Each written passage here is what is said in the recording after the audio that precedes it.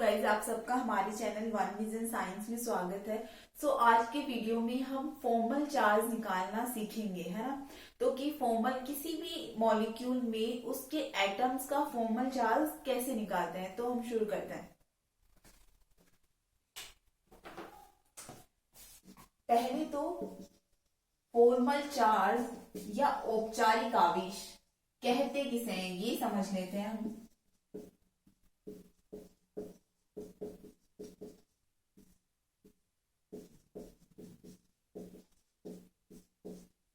तो औपचारिक आवेश किसी भी मॉलिक्यूल में उपस्थित उसके एटम्स पर जो चार्ज होता है उसको बोलते हैं फॉर्मल चार्ज, है ना। तो किसी अणु में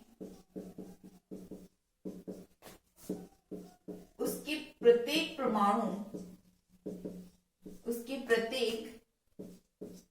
परमाणु पर उपस्थित आवेश उसका फॉर्मल चार्ज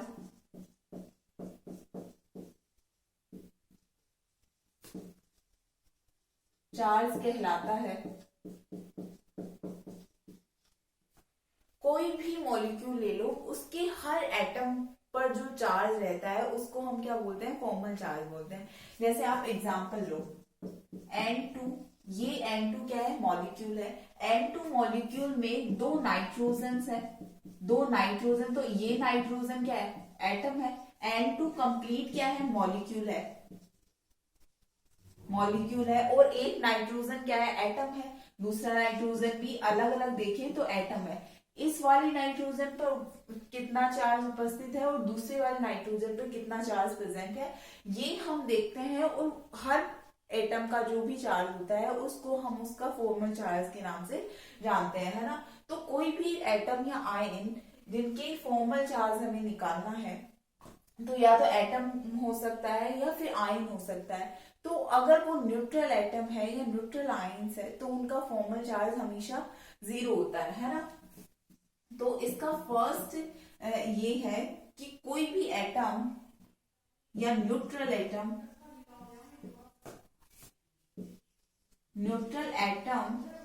और आयन का फॉर्मल चार्ज हमेशा 0 होता है।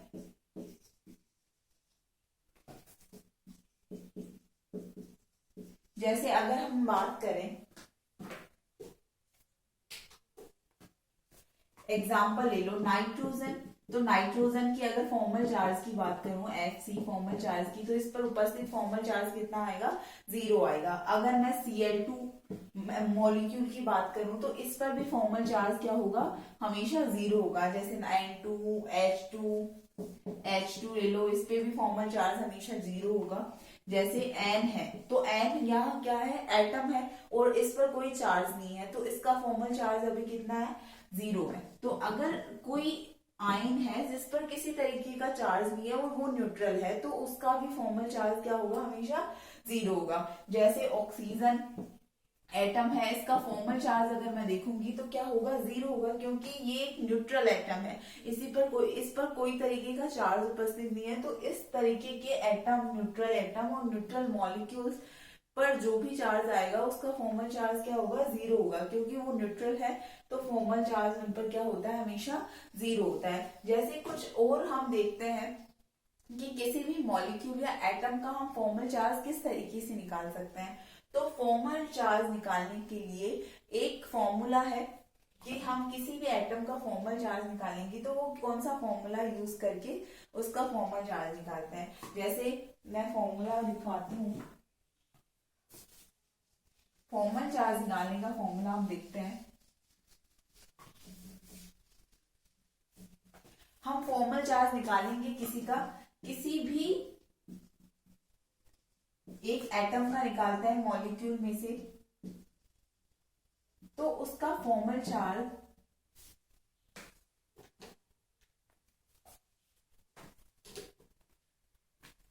कैसा, ये फॉर्मूला होता है कि परमाणु की संयोजकता कोष में परमाणु के वैलेंस शेल या संयोजकता कोष में उपस्थित में प्रेजेंट इलेक्ट्रॉनों की संख्या माइनस अनबॉन्डेड या असाजित इलेक्ट्रॉनों की संख्या, अनबॉन्डेड या असाजित इलेक्ट्रॉनों की संख्या प्लस बंधों की संख्या या बॉन्ड नंबर।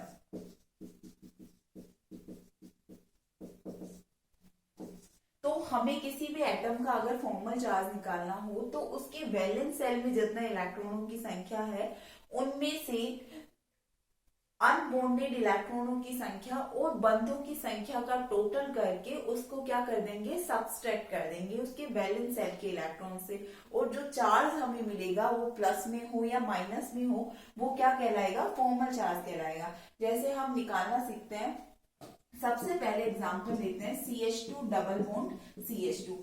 अगर इसमें इस वाले मॉलिक्यूल में मुझे किसका फॉर्मल चार्ज निकालना हो, कार्बन का फॉर्मल चार्ज निकालना हो, तो कार्बन का फॉर्मल चार्ज इस वाले मॉलिक्यूल में अगर मुझे कार्बन का फॉर्मल चार्ज निकालना हो तो मैं इस वाले फॉर्मूले से निकाल सकती हूँ। इस तरीके से अप्लाई करूंगी कि कार्बन के वैलेंस सेल में इलेक्ट्रॉनों की संख्या कितनी होती है, हमेशा कार्बन का एटॉमिक नंबर क्या है, 6 है। अगर वैलेंस सेल में इलेक्ट्रॉनों की इसका इलेक्ट्रॉनिक कॉन्फ़िगरेशन देखूं तो 1s2 2s2 2p2 होता है, ये होता है। और वैलेंस सेल कौन सी होती है, जो उसका बाहरी सेल होता है, वो जो बाहरी कोष होता है किसी भी एटम का, उसको उसका वैलेंस सेल कहते हैं, है ना। तो बाहरी कोष कौन सा है, 2s है। कार्बन का बाहरी कोष कौन सा है, 2s है। तो 2s में जितने भी 2s और 2p में जितने भी इलेक्ट्रॉन्स है वो उसके क्या कहलाएंगे, वैलेंस सेल के इलेक्ट्रॉन्स। तो वैलेंस सेल के इलेक्ट्रॉन्स, इसमें कितने इलेक्ट्रॉन, 2 तो s में है, 2 p में है, तो 4 इलेक्ट्रॉन्स उसके वैलेंस सेल में है। तो अगर कार्बन का फॉर्मल चार्ज हमें निकालना है तो उसके वैलेंस सेल में इलेक्ट्रॉनों की नंबर्स लिख दूंगी मैं 4। अब उसमें से देखूंगी अनबॉन्डेड इलेक्ट्रॉनों की संख्या कितनी है, तो अनबॉन्डेड इलेक्ट्रॉन्स यहाँ कोई भी नहीं है, चार उसके पास वैलेंस सेल में इलेक्ट्रॉन्स है और उसने क्या कर लिए हैं, 4 बॉन्ड बना लिए हैं। जनरली एक्साइटेड स्टेट में इसका कॉन्फ़िगरेशन क्या हो जाएगा, 3 में 3 p के पास एक इलेक्ट्रॉन और एक s के पास इलेक्ट्रॉन, और उस तरीके से 2 हाइड्रोजन ने बॉन्ड बना लिए और 2 कार्बन ने बॉन्ड बना लिए। इस तरीके से उसके चारों इलेक्ट्रॉन्स युग्मित है। तो अनबॉन्डेड इलेक्ट्रॉनों की नंबर्स क्या है, 0 है।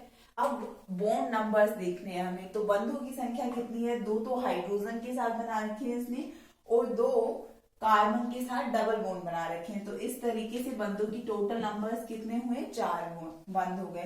तो अब जब 4 में से 4 माइनस करूंगी तो फॉर्मल चार्ज कितना आया, 0। तो इस CH2 double bond CH2 molecule में कार्बन पर फॉर्मल चार्ज कितना है, 0 है। इसी तरीके से सेम कंडीशंस किसकी होगी, CH triple bond CH acetylene की होगी। अगर इसमें कार्बन का फॉर्मल चार्ज हमें निकालना है तो कार्बन के वैलेंस सेल में 4 इलेक्ट्रॉन्स माइनस उसमें अनबॉन्डेड इलेक्ट्रॉनों की संख्या 0 प्लस बॉन्ड नंबर्स 3 तो 2 तो पाई बॉन्ड, 1 सिग्मा बॉन्ड, 3 तो कार्बन के साथ और 1 हाइड्रोजन के साथ, तो 4 बॉन्ड। इस तरीके से जब 4 में से 4 आप माइनस करोगे तो कितना चार्ज आएगा, 0 चार्ज। इस तरीके से CH2 एल्कीन और एल्काइन में कितना फॉर्मल चार्ज होता है, कार्बन पर हमेशा 0 फॉर्मल चार्ज होता है। इसी तरीके से कुछ और एग्जांपल्स भी ले सकते हैं हम, जिनका फॉर्मल चार्ज इस वाले फॉर्मूले से हम निकाल के देख सकते हैं। तो कुछ और एग्जांपल्स ले लेते हैं, जैसे NH4 प्लस। तो NH4 प्लस ये वाला एग्जांपल लेते हैं, इसमें हमें नाइट्रोजन का फॉर्मल चार्ज निकालना है। तो अगर नाइट्रोजन का फॉर्मल चार्ज निकालना है तो सबसे पहले नाइट्रोजन का एटॉमिक नंबर कितना होता है, 7 होता है। एटॉमिक नंबर 7 होता है। अब इसका इलेक्ट्रॉनिक कॉन्फ़िगरेशन देखूं तो 1s2 2s2 2p3 होता है। अब इसका बाहरी कोष कौन सा है, नाइट्रोजन का वैलेंस शेल कौन सा है, 2 है, तो इसके 2s और 2p में मिलाकर कितने इलेक्ट्रॉन्स हुए, 5। तो वैलेंस शेल में कितने इलेक्ट्रॉन्स है नाइट्रोजन के पास, 5 है। तो सबसे पहले नाइट्रोजन का फॉर्मल चार्ज देखने के लिए मैं क्या करूंगी कि नाइट्रोजन एटम के वैलेंस शेल के इलेक्ट्रॉन्स लिखूंगी। तो 5 इलेक्ट्रॉन्स हो गए वैलेंस शेल में। अब देखना है कि अनबॉन्डेड इलेक्ट्रॉन्स की संख्या कितनी है। तो नाइट्रोजन के पास 4 तो उसने बॉन्ड बना रखे हैं, और अगर क्या करता है, 4 तो उसने बॉन्ड बना रखे हैं और एक क्या है, पॉजिटिव चार्ज है ना। तो 4 बॉन्ड बना रखे हैं, एक पॉजिटिव चार्ज है, तो अनबॉन्डेड इलेक्ट्रॉनों की संख्या क्या हो गई, 0 हो गई।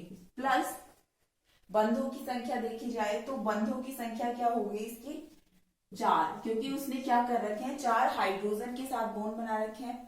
और अनबॉन्डेड इलेक्ट्रॉनों की संख्या हमने 0 क्यों लिखी, इसके वैलेंस शेल में कितने इलेक्ट्रॉन्स है, 5 इलेक्ट्रॉन्स है, जो जनरली 2 तो s के पास है और 3 p के पास है। और नाइट्रोजन पर पॉजिटिव चार्ज है, पॉजिटिव चार्ज का मतलब क्या होता है, 1 इलेक्ट्रॉन कम कर दो, तो s से आप 1 इलेक्ट्रॉन कम कर दो। अब कितने अयुग्मित इलेक्ट्रॉन बचे, 4 अयुग्मित इलेक्ट्रॉन बचे, और 4 में से 4 हाइड्रोजन ने क्या कर लिए, बॉन्ड बना लिए। तो अनबॉन्डेड इलेक्ट्रॉनों की संख्या कितनी हो गई, 0 हो गई।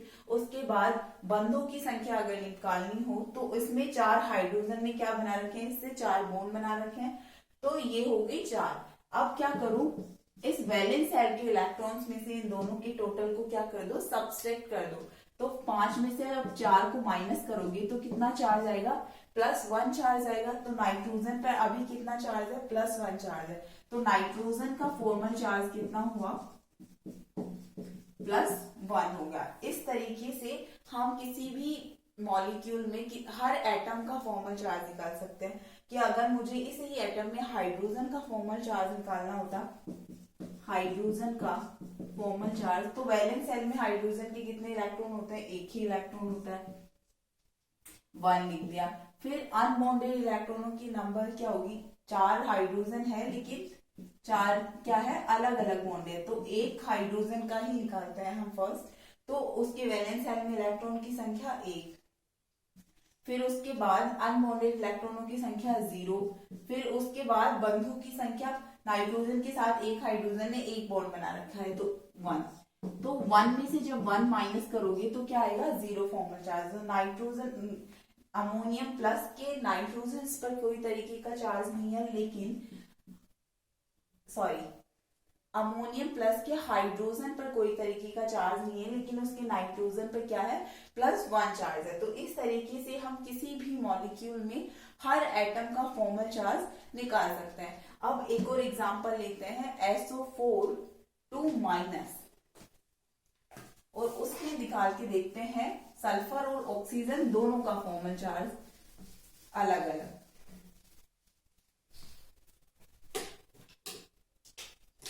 तो किस एग्जाम्पल लेते हैं हम, SO4 2-। सबसे पहले तो हम क्या बनाएंगे, इसकी स्ट्रक्चर बनाते हैं कि किस तरीके की इसकी स्ट्रक्चर होती है। 4 ऑक्सीजन है जो किसके साथ जुड़े हुए हैं, सल्फर के साथ जुड़े हुए हैं। अब हम जानते हैं कि सल्फर और ऑक्सीजन का अगर इलेक्ट्रॉनिक कॉन्फ़िगरेशन मैं देखूं तो ऑक्सीजन का एटॉमिक नंबर क्या होता है, 8 होता है। ऑक्सीजन का एटॉमिक नंबर 8 होता है। इसका कॉन्फ़िगरेशन देखो तो 1s2 2s2 2p4 होता है। ये कॉन्फ़िगरेशन होता है। वैलेंस शेल में कितने इलेक्ट्रॉन्स है, 4 + 2 6 इलेक्ट्रॉन्स है। इसी तरीके से सल्फर भी कौन से ग्रुप में ही आता है, ऑक्सीजन वाले ग्रुप में ही आता है। तो उसके वैलेंस इलेक्ट्रॉन्स की संख्या भी क्या होगी, ऑक्सीजन की तरह ही 6 होगी, है ना। तो सबसे पहले हम इसकी ऑक्सीजन के ऊपर लगा देती हूँ, कितने, 2 तो S में है और 4 P में है ना। तो 2 लोन पेयर्स तो ऑक्सीजन के पास है और 2 अयुग्मित इलेक्ट्रॉन्स है ना। इस सेम हर ऑक्सीजन के साथ सेम कंडीशंस है।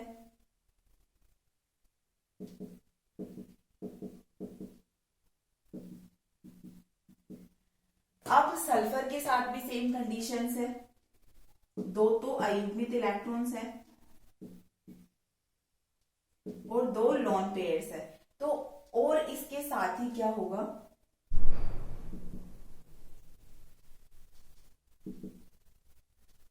इसके साथ ही दो क्या है, माइनस चार्ज है, 2 माइनस है, ऑक्सीजन पर 2 माइनस है।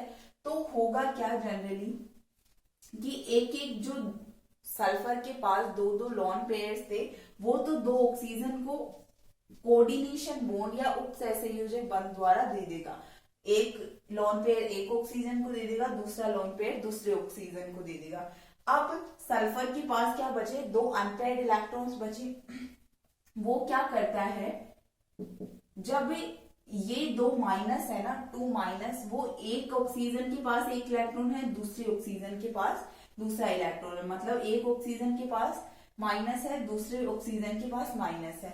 अब वो एक इलेक्ट्रॉन क्या करता है, एक सल्फर के साथ बॉन्ड बना लेता है और दूसरा सल्फर का इलेक्ट्रॉन दूसरे ऑक्सीजन के एक अयुग्मित इलेक्ट्रॉन के साथ बॉन्ड बना देता है। तो इस तरीके से सब पे क्या हो गया, 8 इलेक्ट्रॉन हो गए, सबका ऑक्टेट कंप्लीट हो गया। इसके पास भी ऑक्सीजन के पास 8 है, दो तो बॉन्ड के हैं और 6 इसके ऊपर है, 6 सबके ऊपर है, दो बॉन्ड के, 6 सबके ऊपर है, दो बॉन्ड के, है ना।